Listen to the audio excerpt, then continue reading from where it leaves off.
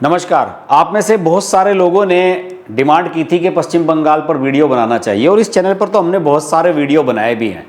पश्चिम बंगाल आने वाले समय में बिहार से ज़्यादा सुर्खियों में रहने वाला है और मैं आपको बता दूं कि पश्चिम बंगाल का हमेशा से इतिहास रहा है कि यहाँ की राजनीति रक्त रंजित रही है।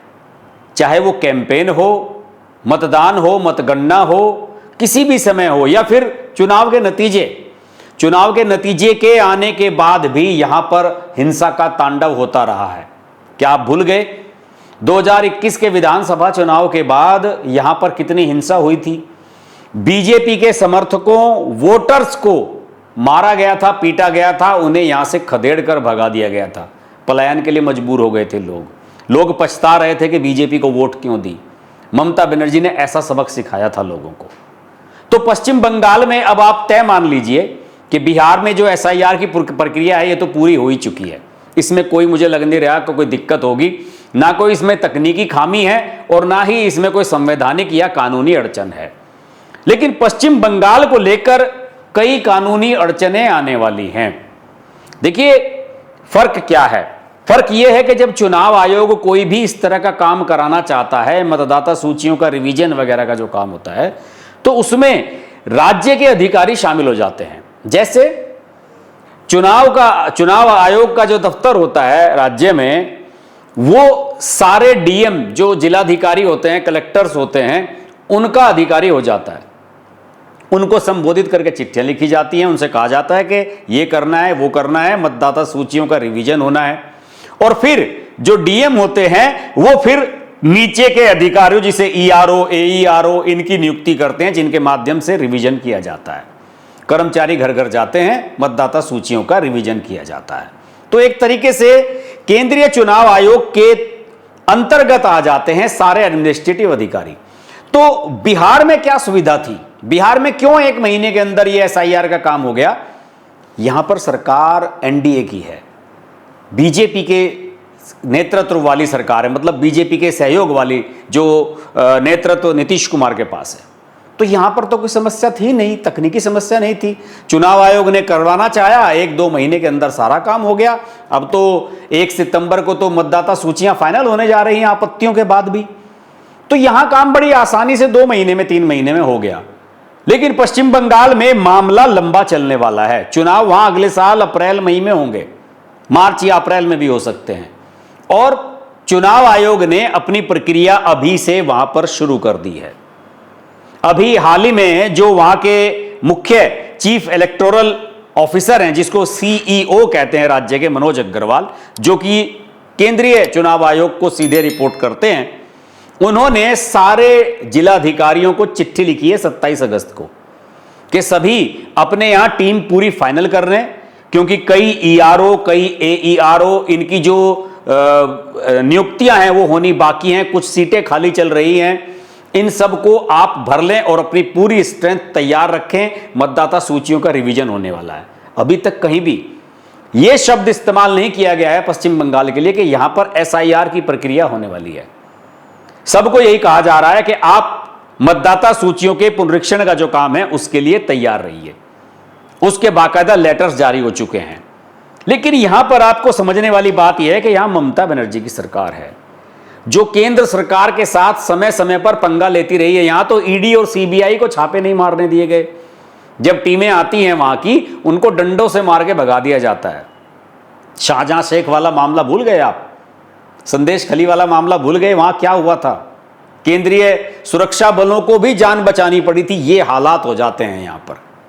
तो पश्चिम बंगाल में एसआईआर की प्रक्रिया कब शुरू होगी ये मैं नहीं जानता, लेकिन चुनाव आयोग स्टेप बाय स्टेप सारे कदम उठा रहा है। अभी 29 अगस्त को मनोज अग्रवाल जो यहां के सीईओ हैं, उन्होंने सभी दल के प्रतिनिधियों के साथ एक संयुक्त बैठक की और उसमें सबको अवगत कराया कि पुनरीक्षण का काम शुरू होने वाला है और इसके लिए पूरी तैयारियां की जा रही हैं। अभी मैं आपको एक छोटा सा उदाहरण देता हूं कि किस तरह की तकनीकी खामियां आती हैं। जुलाई के महीने में सारी जो मतदाता सूचियां, आपको बता दूं कि यहां पर भी 20 साल पहले एसआईआर हुआ था पश्चिम बंगाल में। उस एसआईआर का सारा डाटा, उसके आधार पर जो मतदाता सूचियां बनी हुई थी, उन सभी को प्रकाशित किया जाना था जनता के लिए कि साहब देख लीजिए इसमें किसका नाम है किसका नहीं, कौन मर गया, कौन जिंदा है, कौन यहां से चला गया, सब लोग नोट कर लें, सूचियां देख लें और बाकी सब नाम हटाए जाएंगे। यह एक अप्रत्यक्ष संदेश था।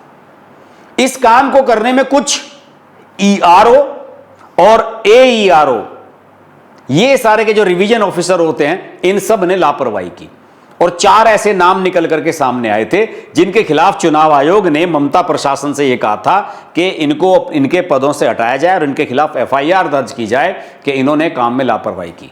एक डाटा ऑपरेटर का भी नाम आया था। उस डाटा ऑपरेटर ने तो महाराज ने कुछ और ही काम किया था। 127 लोगों के नाम फर्जी कागजातों के आधार पर लिस्ट में अपलोड कर दिए थे, जोड़ दिए गए थे और वो पकड़ी गई चीज बाद में। उसके खिलाफ भी एफआईआर दर्ज करने का मामला आया था और चुनाव अधिकारी ने, जो मुख्य चीफ इलेक्टोरल अफसर हैं मनोज अग्रवाल, उन्होंने जो संबंधित डीएम, प्रशासन के डीएम हैं, उनको लिखा था कि इन सबके खिलाफ एक्शन लीजिए। ममता बनर्जी ने कह दिया आपकी कैसे हिम्मत होगी सीधे मेरे अधिकारियों को आदेश देने की। यानी कि ममता बनर्जी संविधान कानून से ऊपर है, वो किसी को कुछ नहीं मान रही है। उन्होंने कहा कि आप सीधे कैसे उन्हें आदेश दे सकते हैं, जबकि कानून यही कहता है कि राज्य सरकार का इसमें कोई हस्तक्षेप नहीं है, सीधे निर्वाचन आयोग के अंदर आ जाते हैं ये सारे के सारे अधिकारी। इसमें 21 अगस्त की डेडलाइन थी कि इन 4 अधिकारियों के खिलाफ आपको एक्शन लेना है। एक्शन लिया गया, सस्पेंड किया गया और वो भी अंतिम दिन 21 अगस्त को। लेकिन इन अधिकारियों के खिलाफ अभी तक एफआईआर ममता बनर्जी ने दर्ज नहीं कराई है। तो आप समझ सकते हैं कि ममता बनर्जी समय समय पर संवैधानिक संकट केंद्र सरकार के लिए, चुनाव आयोग के लिए खड़ा करने वाली हैं। आप भूल गए क्या? पंचायत के चुनाव में केंद्रीय बलों को नहीं लाना चाहती थी ममता बनर्जी। यहां पर हाई कोर्ट ने आदेश दिए, फिर यह सुप्रीम कोर्ट गई। सुप्रीम कोर्ट ने भी कहा कि आपको क्या दिक्कत है, जब आपकी पुलिस से हिंसा नहीं रुक रही है तो केंद्रीय सुरक्षा बलों की तैनाती आप क्यों नहीं कराने देना चाहती हैं? तब जाकर इन्होंने केंद्रीय सुरक्षा बलों की तैनाती कराई थी। उसके बावजूद भी पश्चिम बंगाल में हिंसा हुई थी। यह है पश्चिम बंगाल की राजनीति और ममता बनर्जी का राजनीति करने का तरीका। अब देखिए, कल एक कार्यक्रम था टीएमसी की जो छात्र परिषद है, जो इसका छात्र संगठन है, उसका एक स्थापना दिवस का कार्यक्रम था। माया रोड पर एक बड़ा विशाल कार्यक्रम हुआ, उसे ममता बनर्जी संबोधित कर रही थी। उसमें क्या कहती है ममता बनर्जी कि बीजेपी ने दूसरे राज्यों से 500 टीमें यहां बुलाई हैं मतदाता सूचियों का पुनरीक्षण करने के लिए, गहन पुनरीक्षण करने के लिए, जिसको एसआईआर कहते हैं, और लोगों को यह डराया कि एसआईआर की आड़ में एनआरसी यानी कि जो सिटीजनशिप का रजिस्टर होती है उसको मेंटेन करना चाहती है केंद्र सरकार। और वोटर्स से खुलेआम मंच से कहा कि अगर आपके पास ये टीमें सर्वे के लिए आए तो इनको कोई भी सही जानकारी आपको नहीं देनी है। ये टीम कोई बीजेपी के कार्यकर्ता नहीं, ये अधिकारी हैं। सरकार जानती है कि ममता बनर्जी एसआईआर की प्रक्रिया में सहयोग नहीं करेगी, उनके जो प्रशासनिक अफसर हैं वो सहयोग नहीं करेंगे, इसलिए संभवतः दूसरे राज्यों से अधिकारी और कर्मचारी यहां बुलाए जाने की योजना बन रही है। लेकिन अभी शुरुआत होने से पहले ही ममता बनर्जी ने ऐसा रायता फैलाना शुरू कर दिया है। यह सीधे सीधे संविधान को, कानून को चैलेंज है कि आप के पास अगर कोई मतदाता सूचियों का पुनरीक्षण करने के लिए आता है, आपसे डिटेल्स मांगता है, तो उसे गलत जानकारी दें, सही जानकारी मत दें। ये कह रही है ममता बनर्जी। ये सीधे सीधे देश के संविधान और कानून को चैलेंज कर रही हैं। और आप तय मान लीजिए कि एसआईआर की प्रक्रिया कभी भी हो, कितने भी लंबे समय तक चले, ममता बनर्जी हर मुद्दे पर कोर्ट तक जाने वाली हैं और कोर्ट में उन्हें हार का सामना करना पड़ेगा, इसमें कोई शक नहीं है, क्योंकि संविधान कानून उनके पक्ष में नहीं है। आपको सहयोग करना है और चुनाव आयोग का राइट है कि वो कोई भी प्रक्रिया करा सकता है। चुनाव आयोग चाहे तो मतदाता सूचियां दोबारा बनवा सकता है, नाम हटा सकता है, जो ट्रांसफर हो गए उनके नाम हटाए जा सकते हैं, जो मर गए उनके नाम तो हटने ही हैं। इन सब प्रक्रियाओं को चुनाव आयोग करेगा। लेकिन ममता बनर्जी तमाम ऐसी कोशिशें करने वाली हैं जो इस काम में बाधा आए, और ये एक संवैधानिक संकट के संकेत हैं। केंद्र सरकार को पश्चिम बंगाल में कमर कसकर मैदान में उतरना होगा और इसीलिए यह प्रक्रिया अभी से शुरू की जा रही है, क्योंकि अभी कम से कम 6-7 महीने से भी अधिक का समय है पश्चिम बंगाल में चुनावों की घोषणा में। तो इसलिए सरकार को कमर कसकर उतरना होगा मैदान में। लेकिन यह मामला मुझे लगता है कि ममता बनर्जी को भारी पड़ने वाला है। SIR की जो प्रक्रिया बता रही है उसके मुताबिक कई लाख, बल्कि कुछ लोग तो कह रहे हैं कि शायद 1 करोड़ से भी ज़्यादा वोट पश्चिम बंगाल से कटने वाले हैं। और ये सब वही वोट हैं जो फर्जी बने हुए हैं, बांग्लादेशियों के हैं, घुसपैठियों के हैं, रोहिंग्याओं के हैं। आज अमित शाह ने तो कह दिया साफ तौर पर कि जो यात्राएं चल रही हैं, इन सारी की सारी यात्राओं में जो राहुल गांधी वगैरह निकाल रही हैं, घुसपैठियों को बचाने की यात्राएं।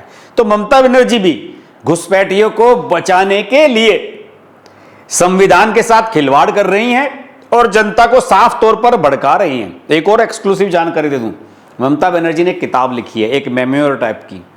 उसमें यह है कि ममता बनर्जी ने 8 बार केंद्रीय मंत्री के रूप में काम किया, तो अलग अलग प्रधानमंत्रियों के साथ उन्होंने किस तरीके से काम किया, क्या उनके अनुभव रहे, किस तरह के उनके रिश्ते रहे, इन सब को लेकर एक वो किताब लिखने वाली हैं। सुनने में आता है आ रहा के तैयार हो चुकी है और कोलकाता का जो बुक फेयर लगेगा उसमें इसकी लॉन्चिंग होगी, ये भी ममता बनर्जी ने जानकारी दी है।